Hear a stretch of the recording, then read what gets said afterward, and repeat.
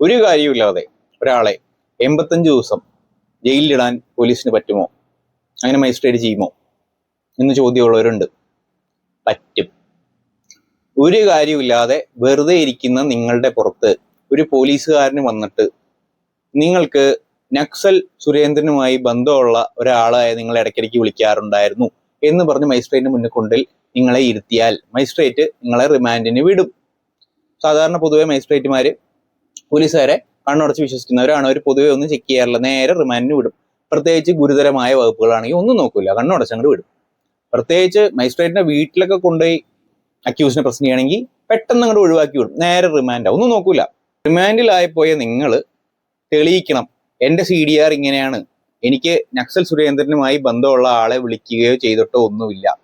എന്നിട്ട് 10-15 ദിവസം കഴിഞ്ഞ് ജാമ്യത്തിന് മൂവ് ചെയ്ത് ആ സമയം കൊണ്ട് നാട്ടിലും വീട്ടിലും ഒക്കെ നല്ല വൃത്തിയായിട്ട് നാറിയിട്ടുണ്ടാവും. ചിലപ്പോൾ മകളുടെ കല്യാണം മുടങ്ങിയിട്ടുണ്ടാവും, ജോലി പോയിട്ടുണ്ടാവും, എല്ലാവരും അറിയും, ഈ കാര്യം എല്ലാവരും അറിയും. അതിന് നിങ്ങൾ കേസിൽ നിന്ന് ഇറങ്ങിപ്പോകുന്ന ഇതുമായിട്ട് ബന്ധമില്ല എന്നുള്ള കാര്യം അതാരും അറിയില്ല.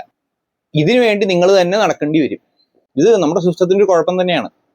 അതായത് നിങ്ങളും നാട്ടുകാരും ഒക്കെ സ്വസ്ഥമായിട്ട് തലയിൽ നക്സൽ കേസ് വീഴാതെ ഇരിക്കുന്നത് നാട്ടിലെ 99% നല്ല പോലീസുകാരുള്ളതുകൊണ്ട് മാത്രം.